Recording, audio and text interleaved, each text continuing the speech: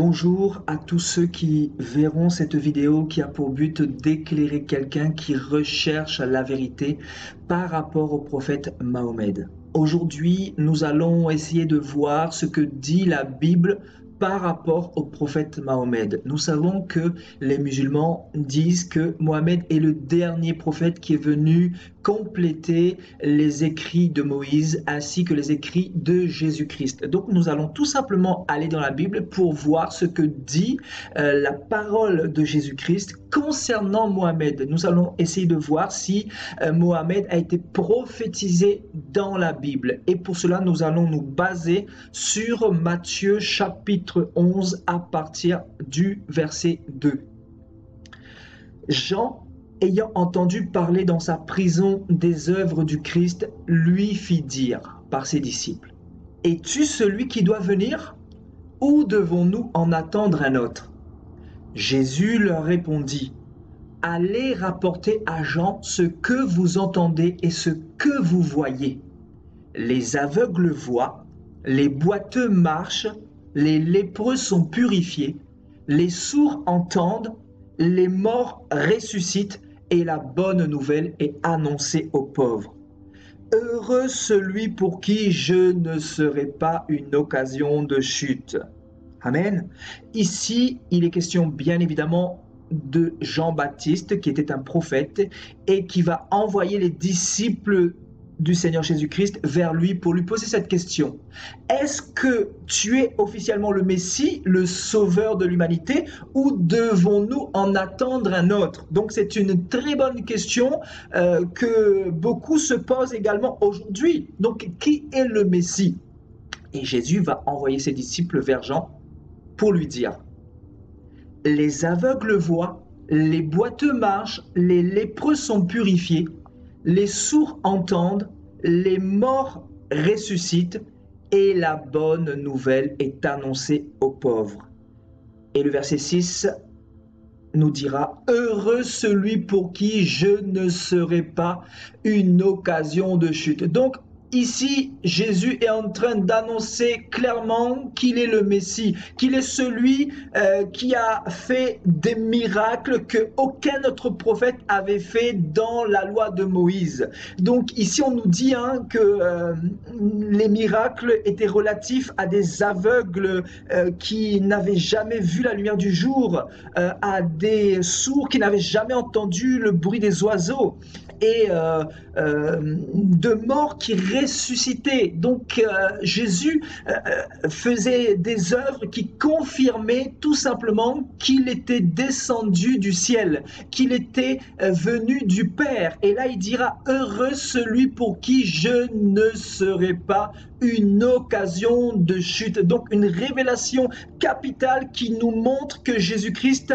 a officiellement dit à Jean qu'il était le Messie et qu'il n'y avait personne d'autre qui allait venir après lui, qu'il était venu accomplir les écrits de Moïse, et tous ceux qui croiraient en lui auraient la vie éternelle. Amen. Et nous allons partir un peu plus loin dans Galates chapitre 1 à partir du verset 6. Ici, il est question de l'apôtre Paul qui était disciple de Jésus-Christ et qui va écrire à l'église de Galate. Et il dira: je m'étonne que vous vous détourniez si promptement de celui qui vous a appelé par la grâce de Jésus-Christ pour passer à un autre évangile. Non pas qu'il y ait un autre évangile, mais il y a des gens qui vous troublent et qui veulent renverser l'évangile de Christ. Donc, Paul va dire que dans ce monde, il y a des personnes qui sont venues pour nous troubler et pour renverser l'évangile du Sauveur, du Messie, de celui qui donne la vie éternelle. Et il dira au verset 8: mais quand nous-mêmes, quand un ange du ciel annoncerait un autre évangile que celui que nous vous avons prêché, qu'il soit anathème ou maudit, Nous l'avons dit précédemment, et je le répète à cette heure, si quelqu'un vous annonce un autre évangile ou un autre message ou une autre révélation que celui que vous avez reçu de notre part, qu'il soit anathème ou maudit. Donc ici, Paul est en train de dire que si quelqu'un vient contredire le message de l'évangile que Jésus-Christ a donné il y a 2000 ans, que ce message soit maudit, parce que aucun autre message ne doit s'écarter du message que Jésus-Christ est venu donner. Donc, Paul est en train de dire clairement que même si un ange nous donne une révélation, un ange nous dit qu'il est venu de la part de Dieu pour donner un message à l'humanité, et si ce message ne suit pas le message de l'évangile de Jésus-Christ, de la révélation de la parole de Dieu, nous devons rejeter ce message, parce que la Bible nous dira dans 2 Corinthiens chapitre 11 que le diable se déguise en ange de lumière. Donc, frères et sœurs, pour tous ceux qui se posent la question, nous savons que dans l'islam, ils ont reçu le Coran de la part d'un ange. Sachez, même si cela peut vous choquer, que c'est un démon qui a pris l'apparence d'un ange pour donner le Coran. Parce que la Bible dit clairement que aucun autre message ne doit sortir du contexte de ce que Jésus-Christ est venu nous donner il y a 2000 ans. Donc Jésus était en train de prophétiser à travers Paul. Et il était en train de mettre en garde par rapport à tous les pièges que Satan allait emmener dans l'humanité. Parce que Jean nous dira qu'il y a plusieurs antéchrists qui sont venus dans l'humanité pour nous troubler, pour renverser l'évangile de notre Sauveur, de notre Messie, Jésus-Christ de Nazareth. Donc, nous ne devons pas nous baser sur la révélation d'un ange, d'un archange ou de quiconque, mais nous devons nous référer à ce que le Messie nous a donné comme message il y a 2000 ans. Parce que tout ce qui est ajouté vient du malin, tout simplement. Nous allons partir un peu plus loin dans 1 Jean chapitre 2.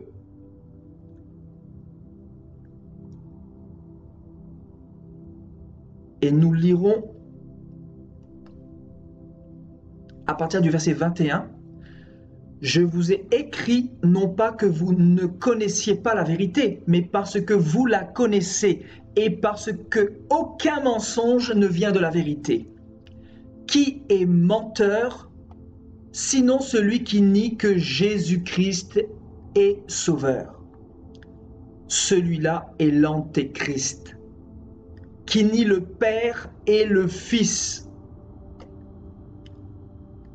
Quiconque nie le Fils n'a pas non plus le Père. Et quiconque confesse le Fils a aussi le Père. Donc, l'apôtre Jean nous dit clairement ici que si quelqu'un renie le Fils, si quelqu'un dit que Dieu n'a pas de Fils, que Dieu ne peut pas engendrer de Fils, si quelqu'un ne considère pas le Fils de Dieu et ne le met pas au centre du salut, il n'a pas non plus le Père, c'est-à-dire Dieu. Et il nous dira, quiconque confesse le Fils, c'est-à-dire Jésus, il a aussi le Père, il a aussi Dieu, parce que Jésus est issu du Père, Jésus est venu du Père. Amen. Et le verset 25 nous dira, et la promesse qu'il nous a faite, c'est la vie éternelle. Je vous ai écrit ces choses au sujet de ceux qui vous égarent. Donc Jean nous dit également qu'il y a des personnes qui sont venues dans ce monde pour nous égarer du chemin de la vérité, sous prétexte qu'il y a des anges qui leur est apparu pour leur donner des révélations, pour leur donner d'autres messages, etc. Et c'est ce que nous voyons dans ce monde de mensonges, dans ce monde d'illusions, dans ce monde d'antéchrist. Nous allons partir dans 1 Jean chapitre 5 à partir du verset 9. Ici, Jean continue et nous dit, si nous recevons le témoignage des hommes, le témoignage de Dieu est plus grand. Car le témoignage de Dieu consiste en ce qu'il a rendu témoignage à son Fils. Donc on nous dit que Dieu a rendu effectivement témoignage de Jésus-Christ par des miracles, par des prodiges, par des yeux des aveugles qui s'ouvraient, par les oreilles des sourds qui s'ouvraient également, par des morts qui ressuscitaient, par des lépreux qui étaient restaurés, par des handicapés, des paralytiques qui se levaient de leur fauteuil. Donc Jésus a fait tellement de miracles, et qui confirment justement qu'il est venu du Père, parce que il n'y a que Dieu qui peut apporter la vie dans le corps de quelqu'un qui est malade. Il n'y a que Dieu qui peut guérir véritablement. Au verset 10, on nous dit « Celui qui croit au Fils de Dieu a ce témoignage en lui-même. Celui qui ne croit pas, Dieu le fait menteur, puisqu'il ne croit pas au témoignage que Dieu a rendu à son Fils. Et voici ce témoignage, c'est que Dieu nous a donné la vie éternelle et que cette vie est dans son Fils. Celui qui a le Fils a la vie. Celui qui n'a pas le Fils de Dieu n'a pas la vie éternelle. » Donc il est clair, net et précis que si quelqu'un renie Jésus-Christ, il ne connaît pas le Père ne le connaît pas non plus, parce que Jésus est le seul médiateur pour aller à Dieu. Donc il est important de comprendre que Satan vient combattre beaucoup Jésus-Christ. Quand on parle d'antéchrist, c'est tout simplement parce que Jésus-Christ est le Messie. Pourquoi on ne dit pas anti-Mohamed, anti-Bouddha? C'est tout simplement parce que Jésus est officiellement le sauveur de l'humanité. Il est le Messie, il est celui qui fait trembler les démons, il est celui qui guérit les maladies incurables, le sida, le cancer, il est celui qui raffermit le corps de ceux qui sont malades, frappés par les maladies. Amen. Et dans Jean chapitre 3, on nous dit, au verset 18, « Celui qui croit en Dieu, en Jésus-Christ, n'est point jugé. Mais celui qui ne croit pas est déjà jugé, parce qu'il n'a pas cru au nom du Fils unique de Dieu. Et ce jugement, c'est que la lumière étant venue dans le monde, les hommes ont préféré les ténèbres à la lumière, parce que leurs œuvres étaient mauvaises. Car quiconque fait le mal est la lumière, et ne vient point à la lumière, de peur que ses œuvres ne soient dévoilées. Mais celui qui agit selon la vérité vient à la lumière, afin que ses œuvres soient aussi manifestées, parce qu'elles sont faites en Dieu. » Amen. Donc celui qui croit en Jésus-Christ n'est point jugé, mais celui qui ne croit pas au Fils de Dieu est déjà jugé, nous dit la Bible, parce qu'il n'a pas cru au nom du Fils unique de Dieu.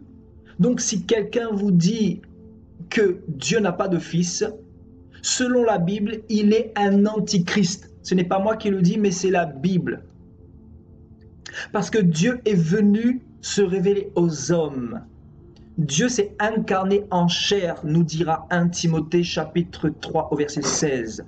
Il a été manifesté aux hommes à la fin des temps à cause de ses enfants, à cause de ses élus, parce qu'il veut sauver le maximum de personnes. Parce que Jésus-Christ a tout accompli à la croix. Jésus est le seul qui fait trembler les démons, le seul qui fait des miracles, des prodiges véritables, le seul qui restaure les cœurs brisés, le seul qui change des vies. Dieu dit dans sa parole, si quelqu'un le recherche de tout son cœur, de toute son âme, de tout son esprit, il se laissera trouver par cette personne. Vous devez savoir que Un jour, nous allons tous quitter ce monde. Nous sommes des pèlerins, des voyageurs sur la terre. Nous irons rendre des comptes devant celui qui a créé le ciel et la terre. Vous devez savoir également que Dieu n'est pas une religion, que c'est Satan qui est l'instigateur de la religion. Il a emmené beaucoup de religions pour provoquer des guerres, des divisions, des troubles. Et si vous regardez ce monde est établi sur des guerres par rapport aux religions, des conflits par rapport à des croyances. C'est pour cela que Dieu est venu rétablir la vérité en cette fin des temps. Et il est le Dieu des Noirs, des Blancs, des Arabes, des Chinois, des Hindous. Il est le Dieu de tous. Et il nous demande simplement de croire en son Fils Jésus-Christ, d'accepter Jésus-Christ pour avoir la vie éternelle. Parce que la Bible nous dit clairement qu'en dehors de Jésus-Christ, il n'y a pas de salut dans Actes chapitre 4, verset 12. Il faut savoir que le Père est esprit, Dieu est esprit. Mais il fallait du sang pour venir sceller l'alliance, pour redonner l'homme la vie éternelle. C'est pour cela qu'il s'est incarné afin de venir donner sa vie pour nous. Et il dira, je suis le chemin, la vérité et la vie. C'est le seul qui a dit, je suis le chemin, la vérité et la vie. Bouddha n'a pas parlé de cette manière. Mohamed n'a pas parlé de cette manière. Mohamed n'a fait aucun miracle, vous qui connaissez sa vie. Tandis que Jésus-Christ, il fait des choses tellement glorieuses. Il arrache les prostituées de la prostitution, les homosexuels de l'homosexualité. Il vient guérir des maladies. Il vient restaurer des familles. Il vient restaurer des cœurs brisés. Il vient redonner de la joie à ceux qui étaient dans l'oppression démoniaque, à ceux qui étaient perdus. Il vient changer la vie de milliers et de milliers de personnes. Et il a changé ma vie. Et il peut aussi changer la tienne. Il veut aussi changer ta vie. Si tu ouvres ton cœur, Jésus va se révéler à toi. C'est aujourd'hui le jour du salut. Cette vidéo n'est pas arrivée à toi par hasard. Si tu n'as pas encore fait cette démarche, demande à Dieu si véritablement Jésus est le chemin, la vérité et la vie. Et il va se révéler à toi. Fais tes propres recherches, va dans la Bible, va essayer de comparer les saintes écritures. Compare le Coran par rapport à la Bible. Ouvre ton cœur, fais des recherches, fais des investigations. Essaie d'aller en profondeur pour rechercher la vérité. Et Dieu va se révéler à toi. Voilà, j'espère que cette vidéo t'aura éclairé. Que Dieu te bénisse et à très bientôt.